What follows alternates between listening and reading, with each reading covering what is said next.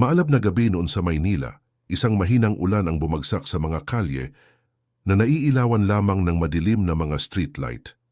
Sa gitna ng mga nagdaraang sasakyan at nagmamadaling boses ng mga tindahan, may mabibigat na hakbang na naglakad na babae, sinusubukang kalimutan ng sarili niyang sakit. Noon ay isang maliit na kamay ang humila sa kanyang palda, isang dilat ang mata, walang sapi ng paa, ang kanyang balat ay nasugatan ng alikabok ng lungsod. "Tita, pwede mo ba akong tulungan?" Tanong. Niya nanginginig ang boses, nadurog ang puso ng babae, ngunit walang makapaghahanda sa kanya kung saan siya dadalhin ng maliit na kamay na iyon. Bawat hakbang ay mas malayo siya sa abalang daan at mas malalim sa makikitid na eskinita, hanggang sa marating niya ang isang abandonadong bahay na tila nilalamon ng panahon. Sa loob, ang katahimikan ay nagtago ng isang bagay na mapangwasak, isang katotohanan na magpakailanman na magbabago hindi lamang sa kanyang buhay, kundi sa isang buong lungsod. Para magpatuloy sa akin, i-like ang video at mag-subscribe sa channel. Habang tinutulak niya ang kinakalawang na pinto na puno ng amoy ng amag at pag-abandona ang kanyang mga butas ng ilong. Ngunit ang nagpabuntong hininga ay hindi ang nasirang bahay, kundi ang natagpuan niya sa pinakamadilim na sulok ng silid. Dalawang maliliit na katawan, hindi lalampas sa 3 taong gulang, na nakakulong sa ilalim ng punit na kumot, ay nakatitig sa kanya ng mga mata na hindi na alam ang pag-asa. Ang kawalan ng laman sa kanilang mga titig ay isang malupit na larawan ng gutom at limot. Pakiramdam niya ay nanghina ang kanyang mga paa, ngunit ang batang nagdala sa kanya ay mahigpit na hinawakan ang kanyang kamay, na tila walang sinasabi, "Ikaw ang kanilang huling pagkakataon." Sa sandaling iyon, ang bigat ng pagpili ay bumaba sa kanyang mga balikat. Ano ang gagawin niya sa harap ng tahimik na sakit na iyon? Ano ang nakatakdang kapalaran upang baguhin ang pagtatagpo na iyon sa isang bagay na hindi malilimutan ng buong bayan? Ang lungsod ng Maynila ay pumipintig na parang pagod na puso sa maalinsangan na gabing iyon. Ang trapiko ay tila isang ilog ng pula at dilaw na ilaw habang umaalingaw-ngaw ang mga busina sa gitna ng patuloy na pagbagsak ng mahinang ulan. Sa mga bangketa, ang mga nagtitinda sa lansangan ay nagmamadaling nag-impake ng kanilang mga paninda, ang mga bata ay nagtakbuhan sa ilalim ng mga awning na naghahanap ng masisilungan, at ang buhay ay nagpatuloy, walang pakialam, sa pagdurusa na nakatago sa mga eskinita. Sa gitna ng mga tao, isang babae ang lumakad na may pag-aalinlangan na mga hakbang. Ang kanyang mga mata ay bumaba na parang may dinadala na hindi nakikitang bigat. Ang kanyang pagod na mukha ay nagkanulo sa isang buhay na minarkahan ng mga katahimikan, hindi nasabi ng mga sugat, at isang kalungkutan na lumampas sa maagang oras. Para sa kanya, ang paglalakad sa mga kalye ay higit pa sa paglipat. Ito ay nakaligtas sa kahungkagan na lumamon sa kanya mula sa loob. Maya-maya naramdaman niyang may humila ng mahina sa palda niya. Isang maliit na kamay na may bahid ng alikabok ang naghahanap ng atensyon niya. Nang tumingin siya sa ibaba, nakasalubong niya ang tingin ng isang batang wala pang 8 taong gulang, nakayapak na babalutan ng putik ang mga paa at dilat ang mga mata sa pagmamadali. "Tita, pwede mo ba akong tulungan?" Ang boses ay halos isang bulong, ngunit ito ay may kapangyarihan na hindi maaaring pansinin ng matatanda. Ilang sandali, naisipan niyang tumalikod, nasanay sa mga kahilingang umusbong sa bawat sulok.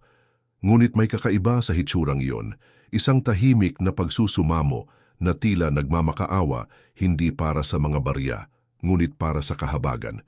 Hindi namamalayan, nagsimulang sundan ng kanyang mga paa ang bata.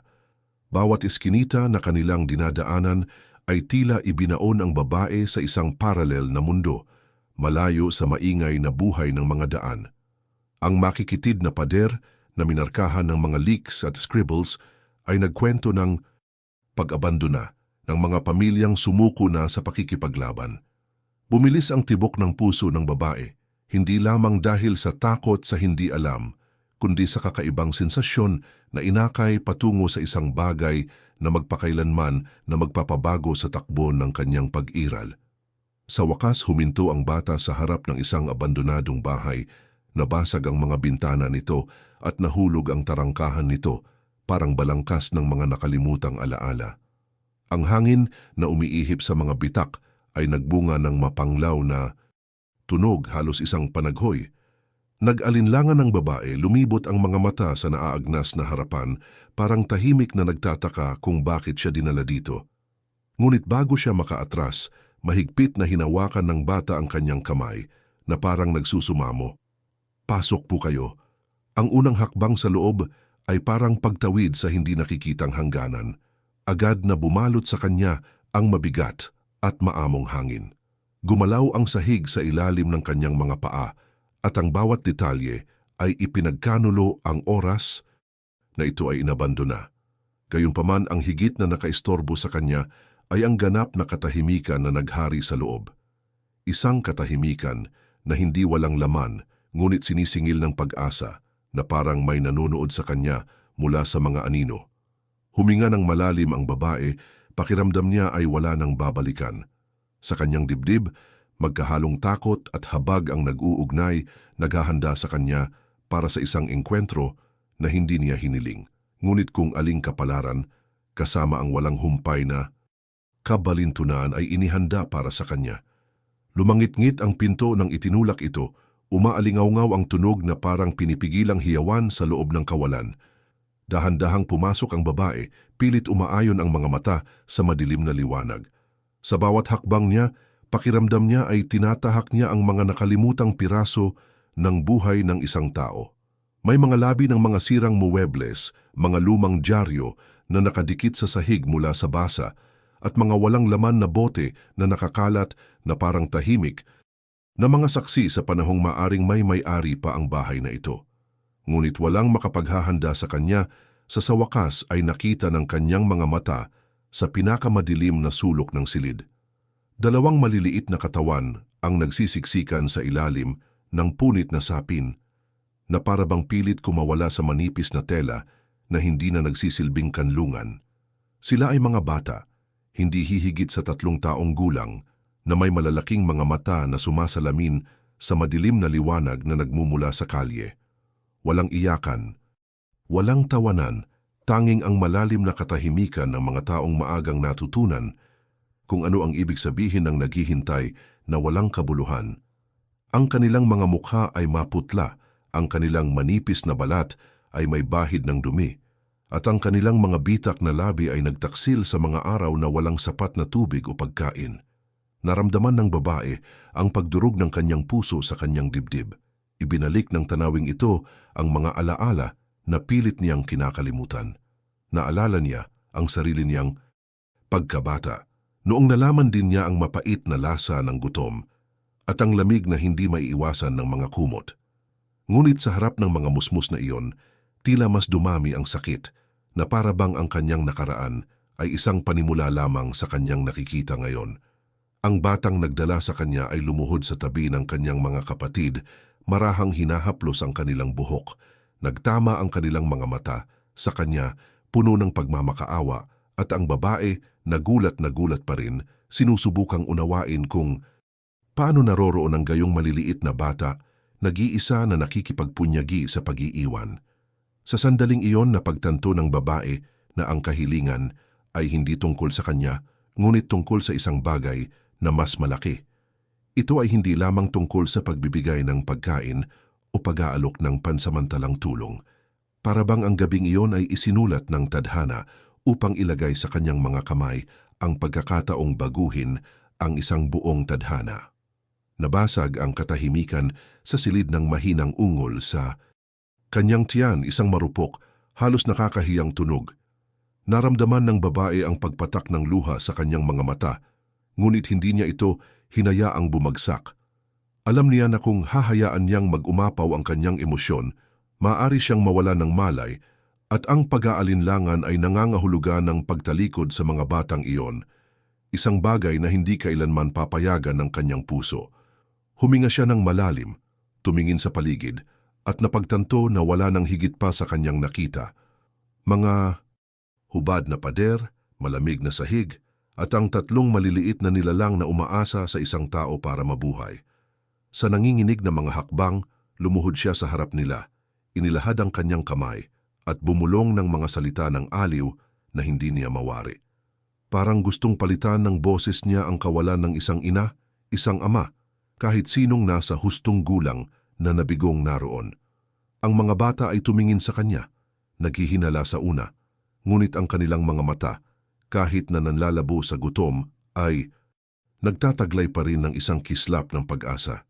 Sa sandaling iyon, ang bigat ng responsibilidad ay bumaba sa kanyang mga balikat. Hindi mahalaga kung mayroon siyang maliit, hindi mahalaga kung mayroon din siyang mga galos. May mas malaking bagay na nakataya. At sa loob niya, nagsimulang mag-alab ang isang hibla ng tapang, isang apoy na nagsabi sa kanya na mula sa gabing iyon, wala nang magiging pareho. Nanatili siyang nakaluhod sa harap ng mga bata, tumitibok ang kanyang puso na para bang ang bawat segundong kasama nila ay sirang salamin ng sarili niyang kasaysayan. Tila sumisigaw ang katahimikan ng bahay, hindi lamang ang kawalan ng buhay, kundi ang kalupitan ng mundong nagbigay daan sa gayong maliliit na nilalang na maabot ang ganoong estado. Ang kanyang mga mata ay gumagala sa mga detalye, ang gusot na buhok, ang maruruming kuko, ang mga damit na naging basahan. At habang nakatitig siya sa tagpong iyon, isang ipo-ipo ng mga alaala ang humila sa kanya pabalik sa pagkabata na pilit niyang binabaon. Naalala niya ang mga gabing nagsisiksikan siya sa isang sulok ng sala, naghihintay sa pagbabalik ng kanyang ina mula sa trabahong mababa ang sweldo, walang laman ang tiyan at nanginginig ang katawan sa lamig. Naalala niya ang mga pagkakataong humingi siya ng tinapay sa mga kapitbahay at nakasara lamang ang mga pinto. Napakalakas ng alaala na halos matikman niya ang metal na lasa ng mga luhang dumadaloy sa kanyang bibig. Ngunit kasabay ng sakit, isang mas malakas na pakiramdam ang humawak.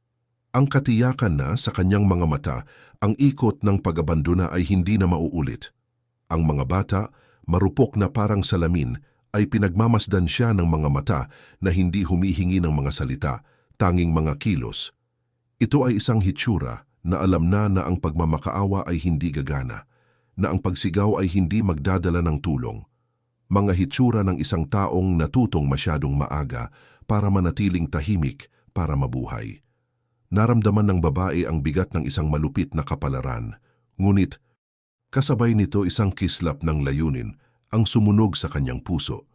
Para bang inilagay siya roon ng karma, tahimik at walang awa, hindi lamang para harapin ang kanyang nakaraan, kundi para bigyan siya ng pagkakataong putulin ang mga tanikala na pilit na ipinagpipilitan ng buhay. Habang hinahaplos niya ang isa sa mga buhok ng mga bata, isang pelikula ang tumugtog sa kanyang paningin. Siya, dalaga pa, naglalakad sa mga lansangan na walang sapin, nangangarap na makita, maliligtas, maalala ng isang tao. Hindi ito nangyari. At ngayon lumipas ang mga taon, parang ang Diyos o ang tadhana ang nagdesisyon na ibalik sa kanya ang parehong eksena. Sa pagkakataong ito, wala na siya sa lugar ng nakalimutang bata. Siya ang nasa hustong gulang na maaring pumili, na maaring abutin. May bukol sa kanyang lalamunan.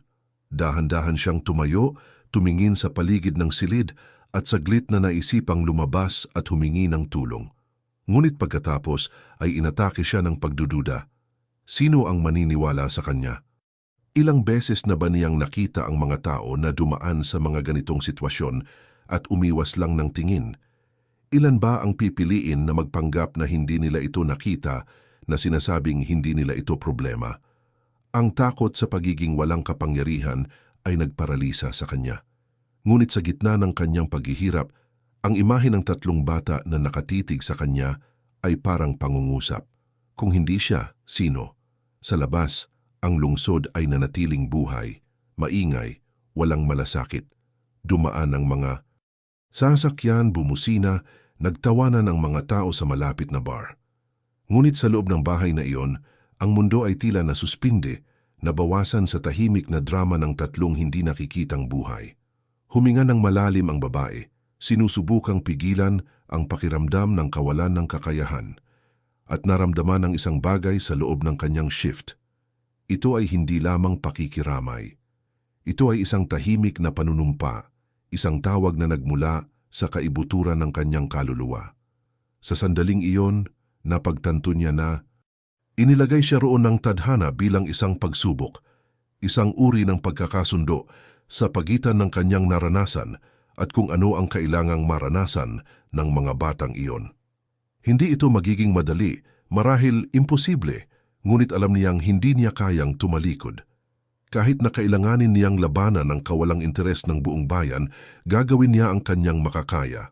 Dahil sa hindi maipaliwanag na paraan, ang mga batang iyon ay bahagi rin niya. Nanginginig pa ang mga kamay. Lumabas siya ng bahay na parang may dalang sekretong tumitimbang ng tonelada. Pinipigilan siya ng mabilis na pagpintig ng kanyang puso na makapag-isip ng mabuti, ngunit ang imahe ng tatlong maliliit na bata sa kanyang isip ay parang isang bukas na sugat na hindi naghihilom. Huminga siya ng malalim, tumingin sa mga kalye na naiilawan ng madilim na mga streetlight at naramdaman niyang kailangan niyang kumilos ng mabilis. Ang una niyang udyok ay hanapin ang pinakamalapit na kapitbahay, kumatok sa mga pinto at makaakit ng atensyon. Naglakad siya patungo sa pinakamalapit na bahay, kumatok ng malakas at nang may lumitaw na babae, binilisan niya sa pagmamadaling salita ang kanyang nakita. Maliliit at gutom na mga bata na nagtatago sa isang abandonadong bahay. Ang kapitbahay na may pagod na ekspresyon ay bumuntong hininga, bumulong-bulong ng kawawa at dahan-dahang isinara ang pinto na para bang hindi kanya ang sakit. Kumulo ang dugo ng babae.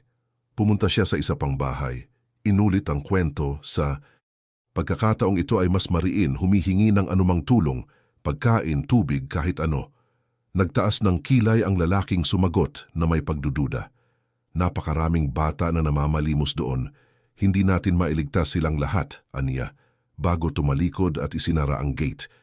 Ang mga salitang tumusok sa puso niya na parang talim. Ito ay hindi lamang hindi paniniwala. Ito ay ang malupit na pagwawalang bahala na siya mismo ay naranasan noong siya ay isang bata na namamalimos ng tinapay. Hingal na hingal, siyang tumakbo sa isang maliit na grocery store nang hihingi ng tirang pagkain. Ang may-ari na abala sa pagsasara ng rehistro ay tumingin sa kanya ng taas-baba at malamig na sumagot, "Wala akong maibibigay ng libre. Kung gusto mong kunin, kailangan mong magbayad." Sa sandaling iyon ay napagtanto niya ang laki ng kalaliman. Siya ay halos walang sapat na pera para sa kanyang sarili. Paano niya papakainin ang tatlong anak? Ang pakiramdam ng kawalan ng kakayahan ay napasandal siya sa counter na parang bibigay ang kanyang mga binti. Ngunit pagkatapos, isang bagay sa loob niya ang bumangon laban sa kawalan ng pag-asa. Isang sinaunang apoy ang parehong nagpapanatili sa kanyang buhay bilang isang bata. Bumalik siya sa kalye na may matatag na mga hakbang kahit nanginginig pa rin ang kanyang kaluluwa. Nagpasya siyang kausapin ang sinumang makakatagpo niya. Ang ilang mga tao ay nakikinig ng mabuti, ang iba ay tumingin sa malayo. Ang ilan ay nanunuya sa kanya na tinatawag siyang exaggerated at kahit na iminungkahi na ito ay isang problema para sa mga autoridad. Ngunit alam ng babae na kung maghihintay siya sa mga autoridad, ang mga batang iyon ay mamamatay bago dumating ang anumang tulong. Sa gitna ng mga pagtanggi, nakatagpo siya ng mas malambot na tingin. Isang babaeng nagbebenta ng prutas mula sa isang pansamantalang stall. Nang marinig ang kwento, ang matandang babae ay napabuntong hininga ng malalim, ibinaba ang kanyang mga mata at walang sabi-sabi, pumitas ng 2 hinog na mangga at inilagay sa kanyang mga kamay. Iyon ang unang kilos ng pag-asa noong gabing iyon. Hawak-hawak ang prutas na parang mga kayamanan, tumakbo siya pabalik sa abandonadong bahay. Pagpasok, nadatnan niya ang tatlo na nakasiksik pa rin sa sulok. Lumuhod siya sa harap nila, binasag ang mangga gamit ang kanyang mga kamay at inialay ito sa mga bata. Nahihiya ang mga mata nila na para bang hindi sila makapaniwalang totoo. Dahan-dahan silang kumain, halos natatakot na Panaginip lang iyon. Napatingin ang babae, naramdaman ang pagtulo ng mga luha. Hindi ito ang solusyon, ngunit ito ay isang simula. At sa sandaling iyon, naunawaan niya ang isang bagay na malalim upang mapagtagumpayan ang kawalang interes ng mundo. Kung minsan ang isang maliit na kilos ay sapat, at ito ay dumarami. Nagpasya siyang hindi siya titigil. Nakakatok siya ng maraming pinto kung kinakailangan. Nasisigaw ang kanyang pangalan na parang baliw kung kinakailangan. Ngunit hindi niya hahayaang mawala ang mga batang iyon sa katahimikan. Ang bigat ng kawalang paniwala ay nagsilbi lamang upang palakasin ang kanyang paniniwala. Kung ipinikit ng mundo ang mga mata nito, mas lalo niyang bubuksan ang mata niya. Kinaumagahan, nagising ang babae, na namamaga ang mga mata at ang kanyang isip ay puno ng mga larawan ng mga bata. Sariwa pa rin sa kanyang bibig ang matamis na lasa ng mangga, hindi sa lasa, kundi mula sa alaala kung paano mabilis na nilamon ang maliliit na pirasong iyon na parang ginto. Walang paraan upang ipagpatuloy ang kanyang buhay ng normal pagkatapos noon. Pagbalik niya sa abandonadong bahay, nadatnan niyang natutulog pa rin silang magkayakap.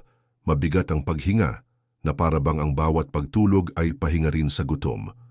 Ang nakatatandang bata, ang nagdala sa kanya, ay nagmulat ng kanyang mga mata nang marinig siyang dumating at isang mahiyaing ngiti ang lumitaw, maliit, ngunit sapat na upang muling buhayin sa kanya ang katiyakan na hindi niya mapigilan.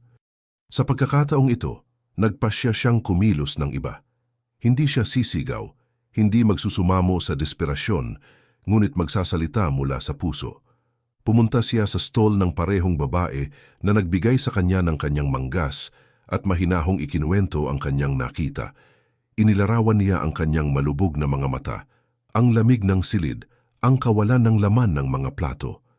Nagsalita siya na parang naglalarawan ng bukas na sugat at sa pagkakataong ito, may nagbago. Huminga ng malalim ang babae at pumitas ng saging. Nang makita ang kilos, isang binata na bumibili ng prutas ay nagtanong kung bakit. Ipinaliwanag niya. Kumunot ang noo ng binata, saglit na nag-alinlangan, ngunit pagkatapos ay nag-iwan ng isang supot ng bigas sa stall, humiling na ihatid din ito. Parang may kumislap sa gitna ng kawalang interes. Bitbit ang pagkain, bumalik sa bahay ang babae, gumagaan na ang kanyang bigat. Sa pagkakataong ito, habang naghahatid siya ng pagkain, napansin niyang hindi lang basta kumakain ang mga bata. Nagtawanan sila. Isang mahina, maikling tawa, ngunit umalingaw-ngaw ito sa mga dingding tulad ng unang kanta pagkatapos ng mga taon ng katahimikan. At sa sandaling iyon ay naunawaan niya, ang kabaitan, kapag ipinanganak, ay may kapangyarihang kumalat, kahit na nagsimula itong mahiyain, kahit na ito ay sumalubong sa pagtutol. Kinabukasan muli siyang nagpumilit. Kinausap niya ang isang kapitbahay na sa una ay tumaas ang kanyang ilong, ngunit pagkatapos nag-aalangan, nagdala ng ilang powdered milk. Ang isa pa sa una ay kahina-hinala, ay nagdala ng tinapay. Ang mga unang kilos ay maliit, halos napahiya, na parang natatakot na magmukhang walang muwang. Ngunit sa bawat bagong hitsura, ang alon ng pakikiramay ay lumakas. Ang salita ng bibig ay nagsimulang kumalat. Mayroong 3 nakalimutang bata, naninirahan sa kapahamakan sa loob ng isang abandonadong bahay, at isang babae na nagpasya na huwag silang mamatay. Kumalat ang bulong-bulungan sa mga lansangan, sa mga eskinita, sa mga palengke. Ang ilan ay hindi pa rin makapaniwala. Ang iba ay nagsabing hindi nila ito problema. Ngunit marami ang nagsimulang makaramdam ng bigat ng kanilang konsensya. Kung tutuusin, sino ang makakatulog ng mapayapa dahil alam na malapit sa bahay? May mga maliliit na bata na nabubuhay sa wala. Araw-araw dumarating ang kaunti pang pagkain, isang gamit na damit, isang kumot na nakalimutan sa isang aparador. Ang dating nag-iisang pakikibaka ng babae ay nagsimulang maging isang tahimik, halos hindi mahahalata na paggalaw, ngunit isa na lumaki sa bawat kilos. At siya, na noong una ay tinawag na exaggerated, baliw, isang mapangarapin, ngayon ay nagsisimula ng makita ng iba. Hindi dahil marami siyang maiaalok, kundi dahil naglakas loob siyang gawin ang kinatatakutan ng lahat, maging una kang tumulong. Ang abandonadong bahay na dati ay sumisimbolo lamang sa pagkawasak at katahimikan, ngayon ay nagsimulang mag-alingaw-ngaw ng mga tinig, yabag, mga taong dumarating na may dalang maliliit na bag. Naroon pa rin ang paghihirap ngunit hindi na siya nag-iisa. Sa sandaling iyon, naunawaan ng babae na ang pagkakaisa kahit na mahiyain ay may kapangyarihang wasakin ang pinakamahirap na pader, yaong pagiging makasarili, kawalang interes at takot sa pagmamalasakit.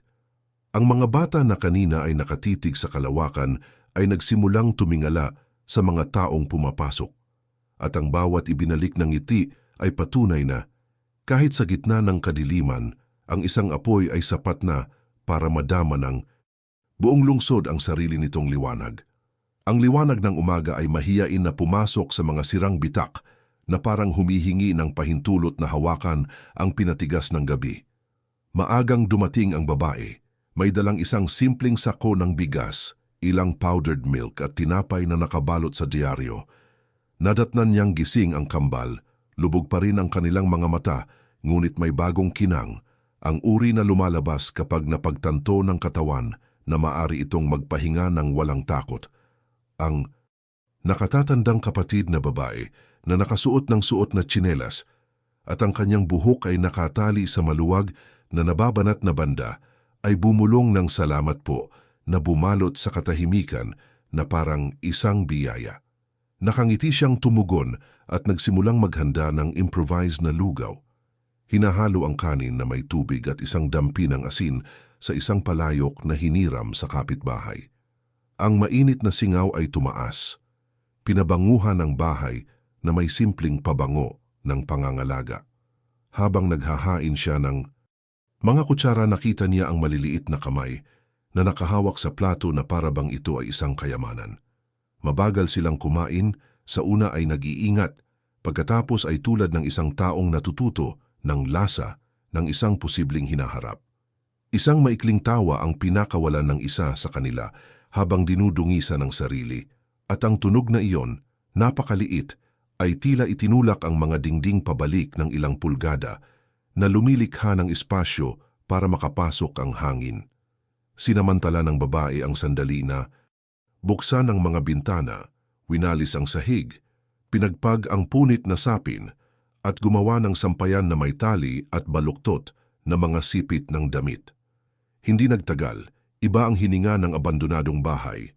Ito ay hindi na isang libingan ng mga alaala, ngunit isang mahiyain na pangako ng tahanan.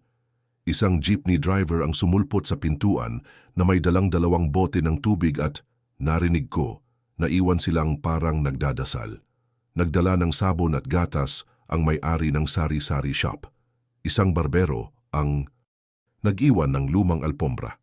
Sunod-sunod na kilos, tahimik na dumating ang bayan na parabang nahihiya sa pagkaantala ngunit desididong hindi na muling lumiban. Sa basag na simento na patio, ang babae ay gumuhit ng araw na may donasyong tsyok. Curious na lumapit ang kambal at ginabayan niya ang kanilang maliliit na kamay ng nanginginig na mga hampas. Nagdisenyo sila ng bahay na may bukas na pinto at 2 bintana.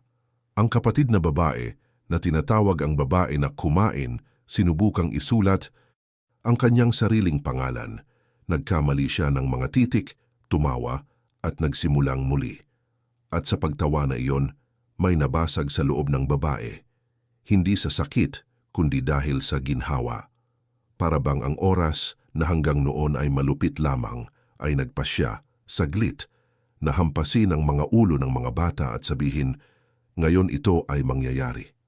Sa gitna ng pag-aayos, napansin ng babae ang kambal na nagsimulang lumakad ng mas matatag, na naghahanap ng mga kandungan ng isa't isa ng hindi gaanong kailangan at higit sa pagmamahal.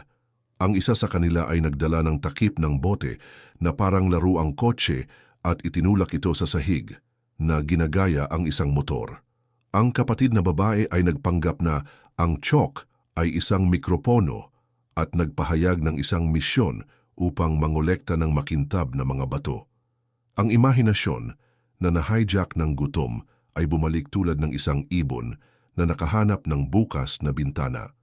Pagsapit ng takip silim, naghanda ang babae ng kanin na may luya na natanggap niya mula sa isang kusinero. Sa kanto, ang sabaw mainit at simple ay lumikha ng katahimikan sa kanilang mga mukha na hindi kayang makuha ng mga salita. Natulog ang isa sa mga kambal, may hawak pang kutsara, at marahang pinunasan ng babae ang kanyang bibig. Inilagay ang kanyang ulo sa isang pansamantalang unan na gawa sa nakatuping damit. Sumandal sa balikat ang kapatid niya at halos pabulong na nagtanong kung may makakain pa ba sila kinabukasan. Ang sagot ay dumating ng walang pag-aalinlangan. Oo, hindi bilang isang walang laman na pangako, ngunit bilang isang kasunduan. Sa labas nagbago ang bulong-bulungan ng kapitbahayan. Wala nang nagsabing, "It's not my problem," nang walang sariling boses na nanginginig. Ang karma, banayad, ay nagsimulang muling ayusin ang sarili nito. Ang lungsod na dating nagmamadaling dumaan sa sakit ng iba, ngayon ay natuklasan na kailangan din itong iligtas mula sa sarili nitong kawalang interes. At ang babae, na madalas na hindi nakikita, ay nakita sa mga mata ng mga bata ang refleksyon ng isang bagong pagkakakilanlan, hindi ng isang pangunahing tauhang babae, kundi ng isang tulay. Isang tulay na nagpanumbalik sa tatlong maliliit na buhay, ang karapatang maglaro, kumain, magkasakit at gumaling, umiyak at tumawa, umiral. Pagsapit ng gabi, nawala ang makapal na takot na nangibabaw sa mga madaling araw. Nagkaroon ng pagod, oo, ngunit isang magandang uri ng pagkahapo, ang uri na dumarating pagkatapos ng isang araw kung saan nabuo ang isang bagay na tunay. Bago umalis, sinindihan ng babae ang isang maliit na kandila na nakita niya sa isang drawer. Inilagay ito sa isang platito at inilagay ito sa gitna ng silid. Ang apoy ay umaalog sa isang segundo. Pagkatapos ay tumahimik, pinatunog ang mga dingding na may malambot na ningning. Ito ay hindi gaanong, ngunit ito ay magaan, at kung saan may liwanag, kahit na ang katahimikan ay natututo ng ibang wika, kumalat ang balita na parang apoy.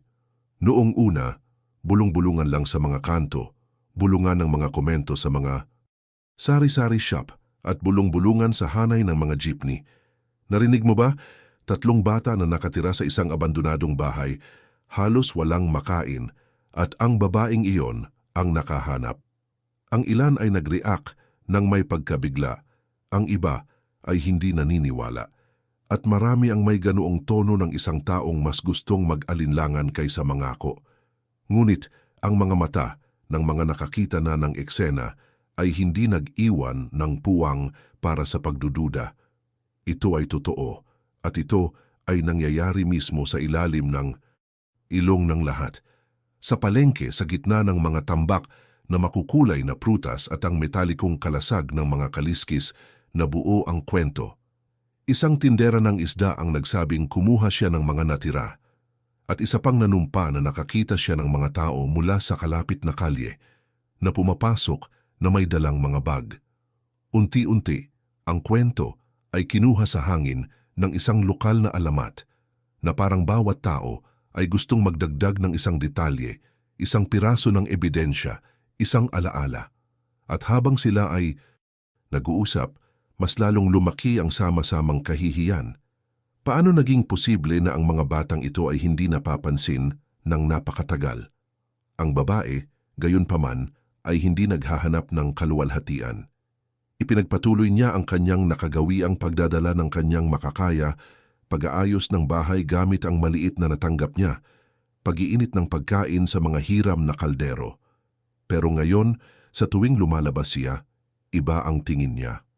Ang ilan ay hinahangaan, ang iba ay hindi pagsang-ayon, at ang iba pa ay dahil sa pag-usisa. Para siyang naging labag sa kanyang kalooban, ang tinig ng sakit na hindi gustong kilalanin ng sinuman.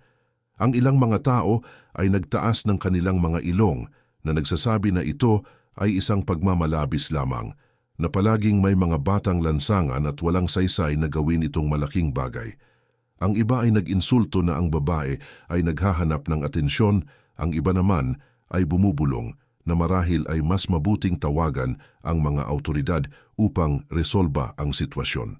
Ngunit, habang tinatalakay ang burokrasya, nanatili gutom at apurahan ang realidad ng mga bata.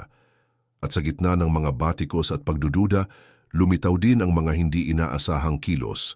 Isang panadero ang nag-iwan ng sariwang tinapay sa pintuan, isang mananahi na may mga gamit na damit, isang binata ang nag-abot ng mga gasgas ngunit buo pa rin ang mga laruang plastik. Ang mga bata ay nagsimulang madama ang tahimik na alon ng pagbabago. Hindi na sila nagtago sa sulok nang may pumasok. Sa halip, tumakbo sila. Sa pinto nagniningning ang mga mata nang makita kung sino ang paparating. Para bang natuklasan nila na ang mundo ay hindi lamang binubuo ng mga saradong pinto. Ang kanilang pagtawa, na ngayon ay mas madalas, ay umalingaw-ngaw sa mga dingding at dinala sa mga eskinita, na umaabot sa mga tainga na kanina ay nagkunwaring hindi naririnig. Sa paglipas ng mga araw, ang bulong-bulungan ay lumago mula sa simpleng usapan hanggang sa isang imbitasyon. Nagsimulang bumisita ang mga grupo ng mga kabataan, ang ilan ay umaawit ng mga kanta, ang iba ay tumutulong sa pagpinta ng mga nagbabalat na pader. Isang retiradong guro ang nag-alok na turuan ang nakatatandang kapatid na babae na bumasa at sumulat. At nang hindi namamalayan, ang buong bayan ay nagsimulang magtipon sa paligid ng bahay na iyon tulad ng isang lumang apoy. Ang uri na nagpapainit ngunit nagbibigay din ng liwanag sa mga anino. Pinagmasdan ng babae ang lahat ng may halong pasasalamat at pagkamangha. Alam niyang mayroon pa ring mga nagdududa, mga pumupuna, mga mas piniling huwag pansinin, ngunit hindi na napigilan ang namumuong agos. At ito ay sa kaibahan na ito sa pagitan ng mga tumangging makita at ang mga sa wakas ay umabot na, ang tunay na karma ay nagpakita mismo. Bawat isa ay nahaharap sa kanilang sariling pagpili.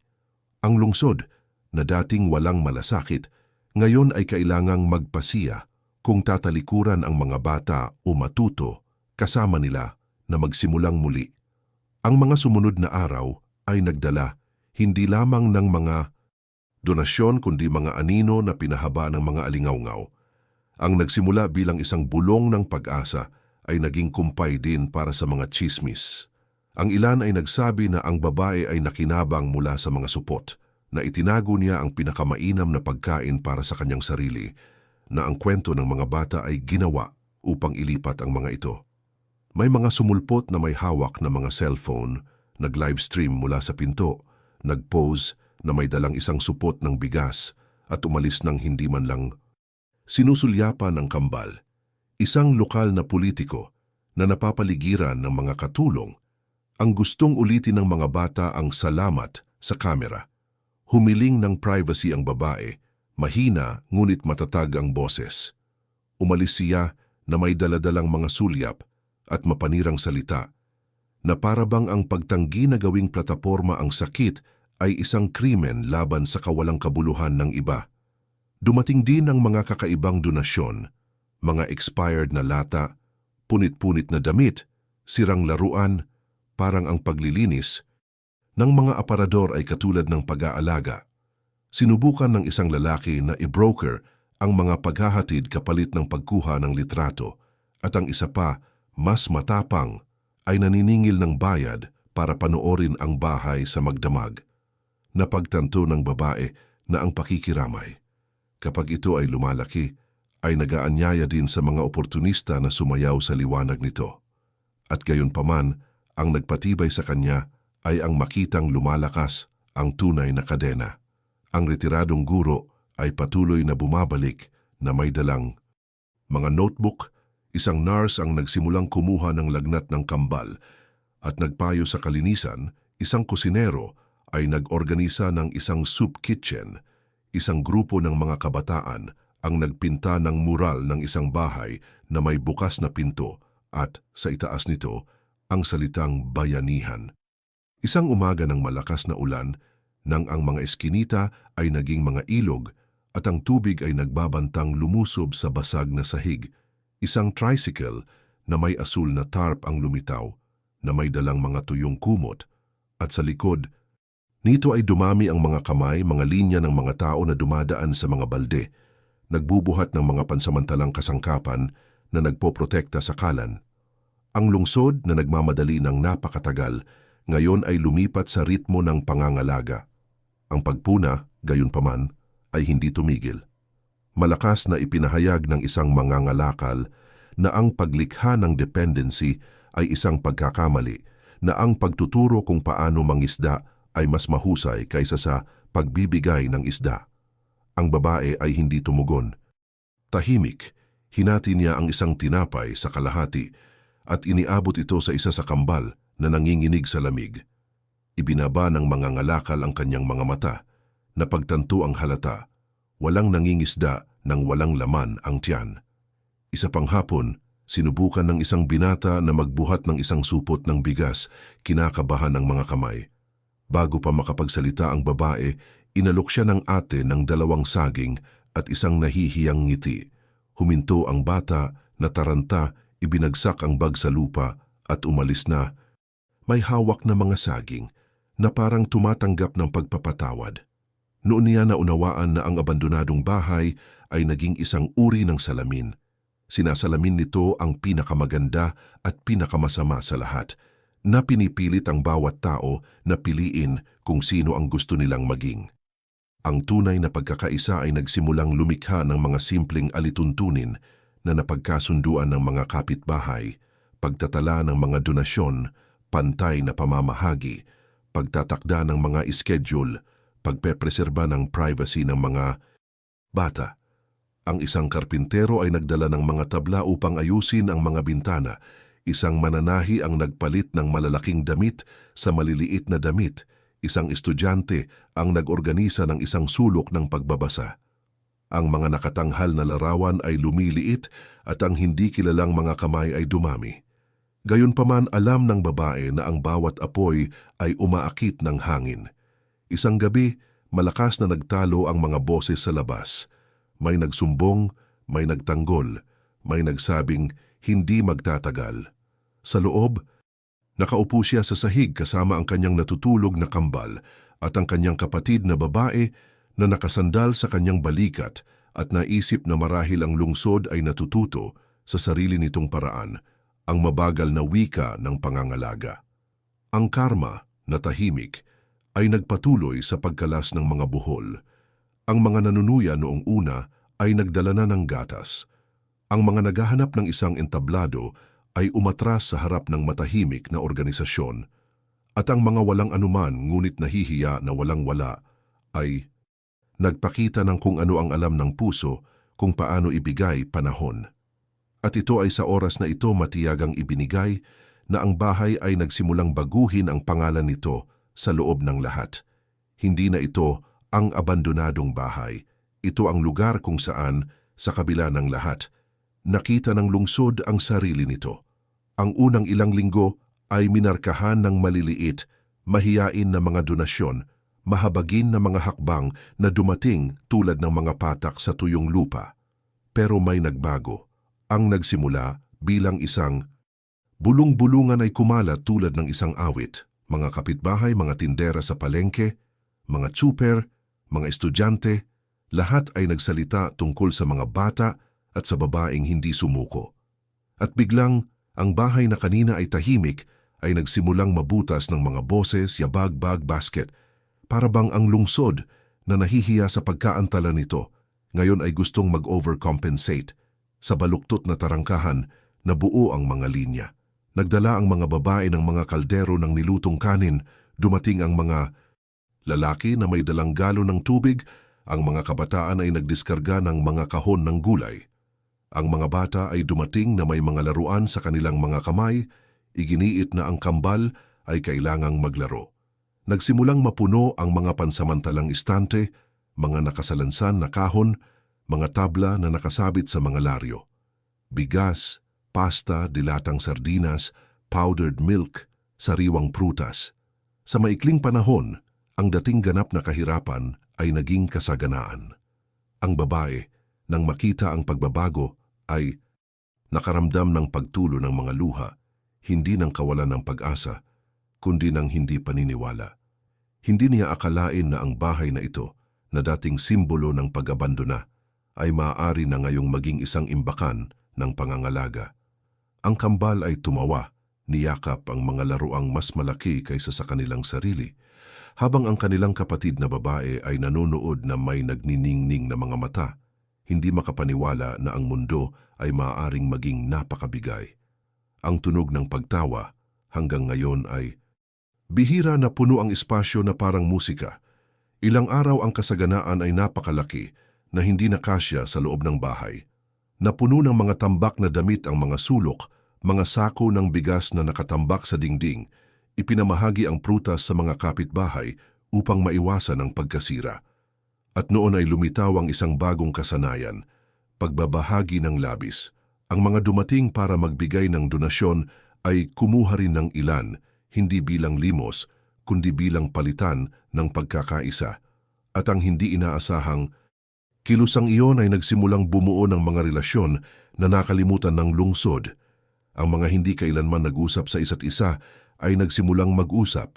Ang mga umiwas sa isa't isa ay nagsimulang makipagtulungan. Ang mga maliliit ay naging sentro ng isang tahimik na revolusyon.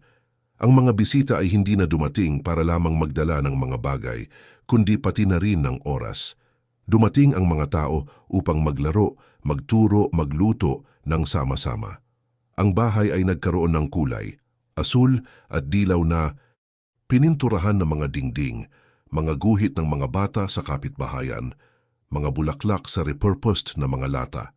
Ang bawat detalye ay nagsabi, ang lugar na ito ay hindi na isang pagkasira, ito ay tahanan. Tinawag ito ng ilan na isang himala, tinawag ito ng iba na collective karma. Ngunit alam ng lahat ng walang pagbubukod na ito ay higit pa sa pagkain. Ito ay buhay na patunay na kapag ang isang lungsod ay nagpasya na tumingin sa loob, ang gutom at pag-abandona ay walang lugar.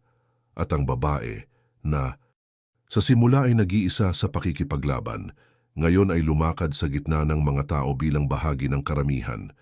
Siya ay hindi isang pinuno o isang pangunahing tauhang babae. Siya lang ang paunang thread na nagsama-sama sa iba, at ngayon ay natagpuan niya ang kanyang sarili na nakakabit sa isang web na mas malaki kaysa sa maisip ng sinuman. Nang gabing iyon, tinitingnan niya ang mga bata na natutulog sa mga donasyong kutsyon at natatakpan ng malinis na kumot. Nagsindi siya ng isa pang kandila sa gitna ng silid. Sinasalamin ng apoy ang tambak ng mga donasyon at ang matahimik ng ngiti ng mga maliliit. Sa unang pagkakataon sa mahabang panahon, ang katahimikan sa bahay ay hindi tungkol sa pag-abandona, kundi sa kapayapaan. Lumipas ang mga araw, iba na ang pag-ikot ng pangalan niya. Hindi na siya yung babaeng nakahanap ng mga bata, kundi tiyahin nila, the ate, the tita ng mga bata. Sa mga eskinita, may tatawag sa kanya at mag-aalok ng isang bote ng tubig. Sa jeepney, iwawagayway siya ng mga driver ng hindi sinisingil. Sa palengke, ang mga kamay na kanina ay nakatakip sa kanyang mukha ay bumukas na may hawak na hinog na prutas at nakangiti. Para bang ang lungsod na dati ay dumaan sa kanya ng hindi nakikita ay sa wakas ay natutunan ang mga tabas ng kanyang mukha. At sa pagbabagong iyon ng pananaw, naramdaman niya ang isang bagay na matagal na niyang hindi naramdaman, dignidad. Hindi ang dignidad ng palakpakan, ngunit ang dignidad na ipinanganak ng pag-aari, ng pagkilala sa sarili bilang bahagi ng buhay na tela na nagpapanatili sa isang komunidad. Ang abandonadong bahay, gayunpaman, ay hindi lamang nagbago sa labas. Sa loob, nagbabago na rin ang babae. Ang kanyang mga hakbang na dating mahiyain, ngayon ay may direksyon. Ang kanyang mga kamay na minsan ay nanginginig, alam kung saan pupunta, kung ano ang hihilingin, kung paano mag-ayos. Sa tulong ng mga kapitbahay, gumawa siya ng isang maliit na gawain. Sinumang nagdala ng pagkain ay itinala ito sa isang kwaderno. Sino man ang nagluto, nabanggit ang mga bahagi. Kung sino man ang dumating para maglaro, nag-ayos ng mga oras. Walang boss, walang komite, ngunit isang tahimik na luhika ng pangangalaga na intuitively iginagalang ng lahat. Nang may nagtangkang magtaas ng boses, mahinahon siyang tumugon na nagpapaalala sa lahat na ang kapayapaan ng mga bata ang kanyang prioridad. At nakakapagtaka, ang banayad na katatagan na ito ang humawak sa bahay sa lugar. Isang araw, tumakbo ang kanyang nakatatandang kapatid na babae. Nagniningning ang kanyang mga mata at hinila ang laylayan ng kanyang blouse para ipakita sa kanya ang isang drawing na ginawa niya sa pansamantalang schoolhouse na itinayo ng retiradong guro sa likod bahay. 3 bata na magkahawak kamay sa isang babae sa ilalim ng dilaw na bubong. Sa itaas, ang mga baluktot na titik ay nabaybay na bahay. Nilagay niya ang kamay niya sa dibdib niya para bang hawak niya ang sarili niyang puso para hindi ito makawala. Napagtanto niya noon na ang bahay ay hindi na isang kanlungan lamang. Ito ay isang simbolo. At tulad ng lahat ng mga simbolo, binago din siya nito. Ang mga taong kanina ay nagdududa ay nagsimulang lumapit ng tahimik tulad ng isang taong huli na dumating sa misa at naghahanap ng upuan sa likuran. Isang mangangalakal na unang nagreklamo tungkol sa mga donasyon ay lumitaw na may isang kahon ng langis at humingi ng tawad sa kanyang mga mata. Isang grupo ng mga teenager na dati ay interesado lamang sa mga selfie na may mga bag, bumalik ng walang mga cellphone, nag-aalok na maghugas ng mga kaldero at magwalis ng sahig. At isang linggo ng hapon, ang lalaking minsang hindi siya pinagkainan sa grocery ay pumasok na nahihiya, maingat na naglagay ng basket sa mesa, at nagtanong kung maaari siyang tumulong sa pag-aayos ng mga istanteng kahoy. Siya ay tumango, nang walang tagumpay, nagpasalamat lamang dahil ang pinakamalaking tagumpay ay hindi ang pag-amin ng pagkakasala, kundi ang kilos ng paggawa ng mga pagbabago. Ang karma, Matiaga, ay nagbigay ng pagkakataon sa lungsod na matuto ng aral nito sa pamamagitan ng sarili nitong mga kamay. Nang tumawid siya sa kalye, ang kambal ngayon ay tumakbo sa kanya, nakabuka ang mga braso, na sumisigaw, "Ate, ate!" Ang isa ay kumapit sa kanyang kaliwang binti, ang isa sa kanyang braso, at ang kanyang nakatatandang kapatid na babae na may maingat na postura ng isang taong muling natuklasan ang kanyang pagkabata ay sumabay sa paglalakad nang hindi nawawala. May mga araw ng matinding pagod, syempre. Ang kasaganaan ay hindi palaging nagpapakita. Minsan, naaantala ng ulan ang mga donasyon, minsan umuugong na naman ang tsismis. Ngunit kahit sa mga araw na iyon, tila mas mabilis na naalala ng bayan kung sino ang gusto nitong maging. Ang kailangan lang ay ang balita ng kakulangan ng gatas para sa 3, 4, 5 tao upang biglang kumatok sa pinto na may mga lata at plastic cup. Napansin ng babae na ang sarili niyang tahanan, ang may simpleng dingding na tinutulugan niya, ay nagsimula na ring magpalit ng pabango. Hindi mula sa mamahaling pabango, kundi mula sa bango ng bagong luto na kanin, tuyong damit at sabon na may layunin. Nagsimula siyang makatanggap ng mga pagbisita mula sa mga kapitbahay na humihingi ng payo, mula sa mga kabataan na gustong matuto kung paano tumulong ng maayos. At sa mga pagtitipon na ito, palagi niyang inuulit ang parehong ideya sa simpleng mga salita na ang pag-ibig sa kapwa ay isang paglalakbay sa 2 paraan, na ang mga nagbibigay ay tumatanggap din, na ang lungsod ay isang katawan, at na kung ang isang miyembro ay nagdurusa, walang iba ang maaaring magpanggap na malusog. Sa isang partikular na mainit na gabi, ang mga ilaw ay kumikislap at namatay sandali. Isang koro ng O bumangon mula sa kalye. Sa dilim, pinisil ng kambal ang kanyang mga daliri. Hinawakan niya ang mesa, sinindihan ang parehong kandila na nagsimula sa bagong panahon na iyon, at ang apoy ay tumaas. Maliit at matigas ang ulo. Ang ningning ay nagpaningning sa mga mukha, nagbigay sa mundo ng hugis nito, at biglang ang katahimikan ay napuno ng tawanan. Sumasayaw ang anino sa mga dingding na parang nagdiriwang ng isang bagay na walang nakita. Ngunit naramdaman ng lahat, ang babae ay hindi na nakikita. Siya ay isang beacon, at ang mga beacon, kahit na bumalik ang bagyo, alam ang kanilang lugar. Kinaumagahan, may nagsabit ng maliit na karatulang kahoy sa ibabaw ng inayos na tarangkahan, Bayanihan House. Hindi ito opisyal, hindi ito autorisado, ngunit ito ay totoo. Binasa ito ng mga taong dumaraan, ngumiti, at medyo umayos na parang tumatawid sa isang sagradong tulay.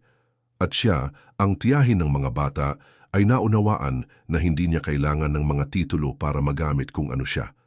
Ang kanyang dignidad ay hindi nagmula sa pagiging may bahay ng bahay, kundi sa pagiging tagapag-alaga nito, ng espasyo, ng mga bata, at higit sa lahat, ng buhay na alaala ng isang lungsod na sa wakas ay nagpasyang kilalanin ang sarili.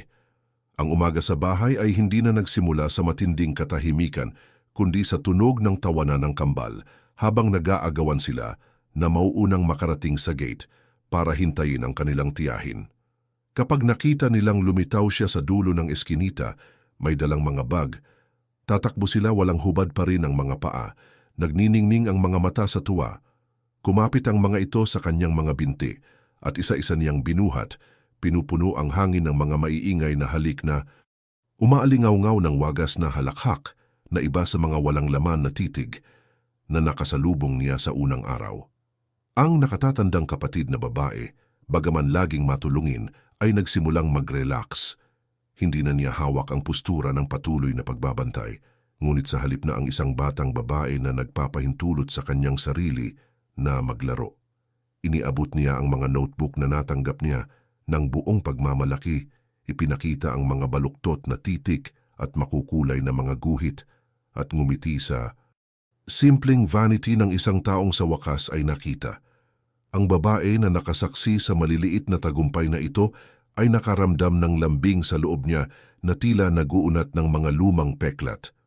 Kadalasan, kapag pinapatulog niya ang kambal, naaalala niya ang mga gabi na siya mismo ay naghahanap ng yakap at wala siyang mahanap. At pagkatapos, sa pag-aalaga na minsan ay ipinagkait sa kanya, inaayos niya ang kanilang kumot, idadaan ang kanyang kamay sa kanilang mainit na noo, at bumubulong ng mga gawa-gawang kwento kung saan ang mga prinsipe ay nakatira hindi sa malalayong kastilyo, kundi sa mga simpleng bahay na sinindihan ng mga kandila. Kumbaga, sa pag-aalaga sa kanila, inaalagaan din niya ang dati niyang anak. Ang bono ay hindi lamang isa ng agarang pagmamahal, ngunit ng malalim na pagbabago. Ang mga bata na dating nag-iingat sa anumang hawakan, ngayon ay nag-aagawa ng espasyo sa kanyang kandungan. Ang nakatatandang kapatid na babae ay nagsimulang tumawag sa kanya ng ate sa isang matatag na boses, hindi natatakot na mawala ang ina na hindi niya kailanman naranasan. At ang kambal na natitisod pa rin sa kanilang pananalita ay natutong bigkasin ang kanyang pangalan, paulit-ulit na parang tumatawag sa bahay. Ang babae na nahaharap dito, natanto na ang bono ay higit pa sa kawanggawa. Ito ay isang pamilya na pinagtagpi hindi ng dugo, kundi ng tadhana, at ang lungsod na nakasaksi sa pagmamahal na ito ay natuto din. Nagsimulang magtanong ang mga kabataan na dati ay pumupunta lamang upang maglaro kung paano sila makapaglingkod. Ang mga nanay na nagdala ng pagkain ngayon ay nagdala ng payo, recipe, alaala, noong maliliit pa ang kanilang mga anak. Nagsimulang mag-ayos ng mga laruan, magtayo ng maliliit na istante, at magbasa ng mga kwento ng malakas ang mga lalaking nagdiskarga ng mga bag sa simula. Ang bawat kilos ay salamin ng mas malaking buklod na ipinanganak sa puso ng mga batang ito. Pagtitiwala. Isang araw, ang isa sa kambal ay nagkasakit ng lagnat. Ang takot ay kumalat sa bahay, at ang nagdadalamhating babae ay tumakbo sa mga lansangan upang humingi ng tulong. Mabilis na dumating ang nurse na kanina pa bumibisita sa bahay, kasama ang mga kapitbahay na may dalang tsaa, kumot at dasal. Sa buong gabi, umupo siya sa tabi ng bata. Hawak ang maliit na kamay nito, mahinang kumakanta ng lumang melody na nagpapaalala sa kanya ng kanyang pagkabata. Nang humupa ang lagnat sa madaling araw, tahimik na luha ang bumagsak mula sa kanyang mga mata. At sa sandaling, iyon na dama ng lahat na naroroon na ang bono ay hindi lamang sa kanya sa mga bata, kundi sa lahat ng kasama nila. Ang pangangalaga ay naging isang kolektibong pamana. Ang takot na dating nangingibabaw sa bahay ay napalitan na ng isang pakiramdam na hindi mailarawan sa simpleng salita, pag-aari. Ang mga bata pakiramdam na ligtas ay namumulaklak sa harap ng lahat. Nagsimula silang tumakbo sa paligid ng bakuran, naglalaro ng jump rope at gumuhit sa mga dingding. Ang tunog ng gutom na sigaw ay napalitan ng tunog ng nursery rhymes na inaawit ng sabay-sabay. At sa bawat detalye nakita ng babae ang karma na natutupad ng tahimik at makatarungan. Minsan siya ay naging hindi nakikitang bata, nakalimutan sa mga lansangan, hindi pinansin ng mga mabilisang sulyap. Ngayon inilagay siya ng tadhana bilang tagapag-alaga ng pag-asa para sa 3 buhay na sa pamamagitan ng kanyang katapangan sa hindi pagtalikod ay natutunan ang karapatang magtiwala. At higit pa riyan, sa pamamagitan ng pagbubukas ng kanyang puso, pinilit niya ang buong lungsod na muling matutunan ang kahulugan ng pangangalaga. Sa paglipas ng panahon, ang kwento ay hindi na naging paksa lamang ng kapitbahayan. Hindi na tahanan ng mga bata o tiyahin ang tumutulong, kundi isang simbolo na lumampas sa mga hangganan ng kapitbahayan. Sa gitnang palengke, nag-organisa ang mga mangangalakal na magtabi ng mga lingguhang supot ng bigas at mga kahon ng prutas na nakalaan hindi lamang para sa tahanan na iyon, kundi pati na rin sa iba pang mga pamilyang nangangailangan na nagsimulang alalahanin.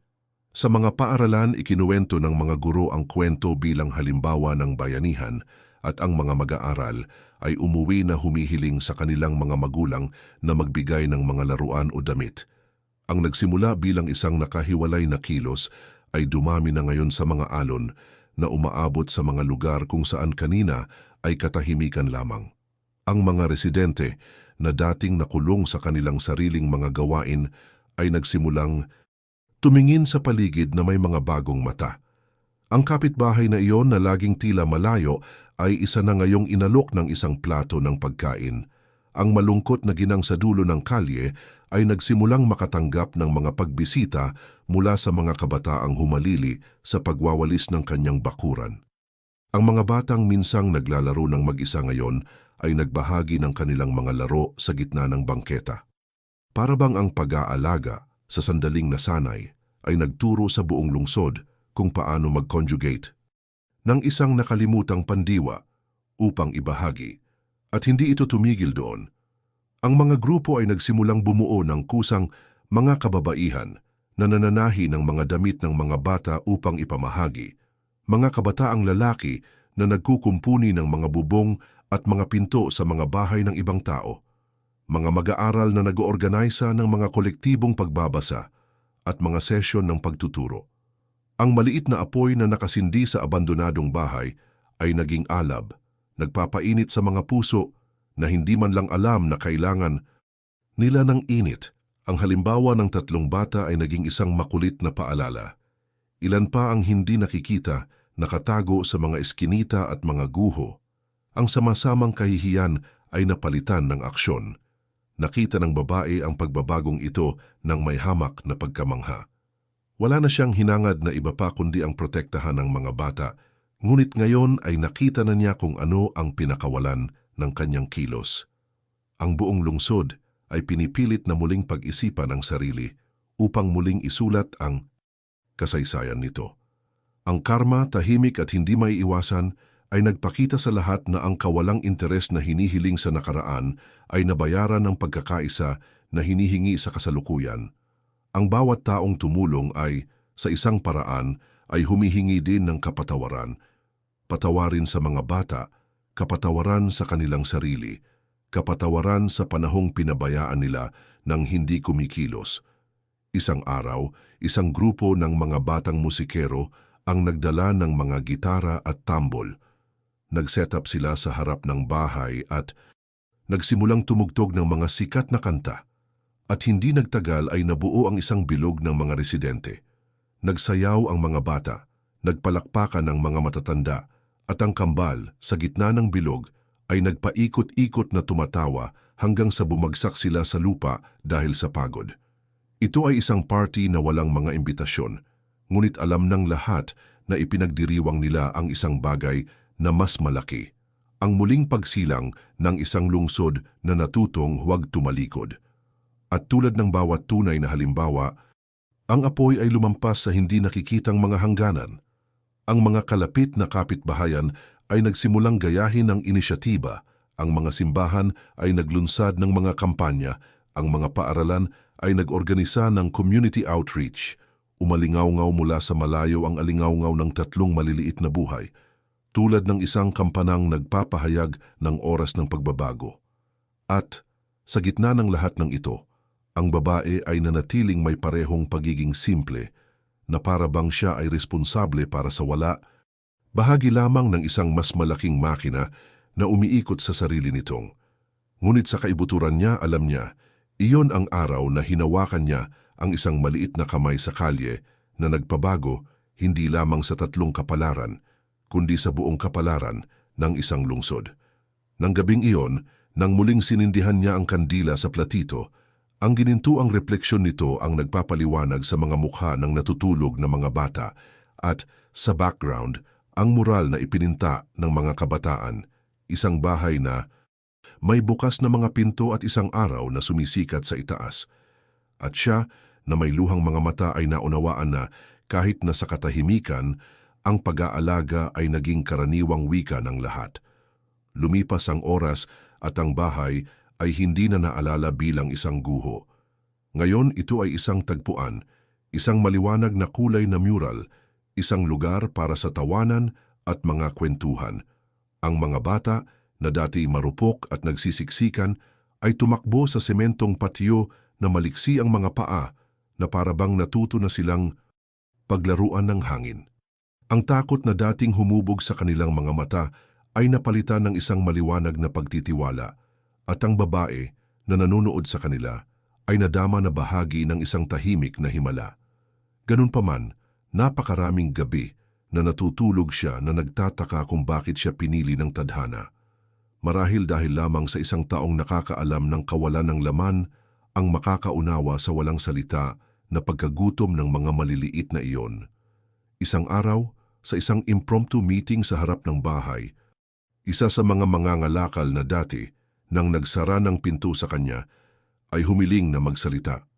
Ang lalaki, na may malalim na boses, ay nagsabi sa lahat na naalala niya ang araw na siya ay kumatok at humihingi ng tinapay, at siya ay tumanggi.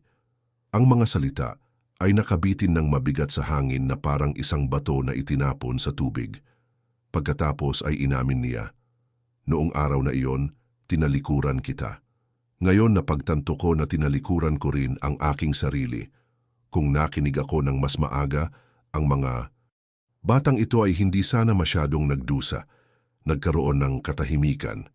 Pagkatapos ay tumayo siya, iniabot sa kanya ang mga susi sa isang maliit na storage room na pag-aari niya sa palengke at sinabing, "Gamitin mo ito upang mag-imbak ng anumang kailangan mo. Naway hindi na muling magkaroon ng kakulangan ng espasyo para sa pagkabukas palad." Ang babae ay kinuha ang mga susi na may nanginginig na mga kamay. Hindi siya sumagot ng mga salita, tanging isang tango lang ang naiintindihan ng lahat. Naroon ang karma. Ang lalaking minsang tinanggihan siya ay nag-aalok na ngayon ng tirahan. Unti-unti, mas maraming kwento ng panghihinayang ang lumitaw. Maluha-luhang umamin ang kapitbahay na nagsara ng kanyang pinto, na pinangarap pa rin niya ang sandaling iyon at hinding-hindi niya mapapatawad ang sarili. Ang babae bilang tugon ay inilagay ang isang sanggol sa kanyang mga bisig at sinabi, "Ang pagpapatawad ay nasa kasalukuyan, hindi sa nakaraan." At sa harap ng mga mata ng lahat, nagsimulang maglaho ang ikot ng sakit. Para bang nililinis ng lungsod ang sarili, hindi sa pamamagitan ng pagkakasala, kundi sa pamamagitan ng paggawa ng mga pagbabago. Sa paglipas ng panahon, ang mga bata ay tumigil sa pagiging receiver lamang. Tumulong ang nakatatandang kapatid na babae sa mga gawain, namamahagi ng pagkain at nag-aayos ng mga laruan. Ang kambal, maliit pa, ay tumakbo sa paligid na may dalang prutas sa kanilang mga kamay upang ialay sa sinumang dumating. Ang bahay, na minarkahan ng gutom, ay naging pinagmumulan ng kasaganaan. At ang aral ay malinaw, Ang mga dating alam ay gusto lang ngayon ay natutong magbahagi. Natupad din ang karma sa maliliit na kamay na ngayon ay marunong ng magbigay. Sa isang espesyal na gabi, habang ang bayan ay nagtitipon upang ipagdiwang ang unang taon mula nang magsimula ang lahat, ang mga papel na parol ay sinindihan at inilabas sa kalangitan. Lumiwanag ang iskinita ng maliliit at lumulutang na apoy.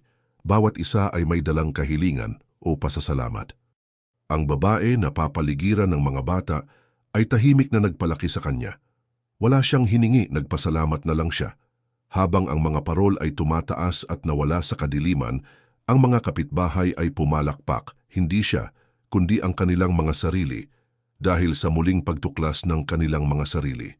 Nang gabi ring iyon, pagpasok niya sa bahay, nadatnan niyang natutulog ang tatlo sa kanto kung saan niya unang nakita. Ngunit ngayon ay walang punit na sapin, walang laman na mga mata, may mga malinis na kumot, nakakalat na mga laruan, makukulay na libro.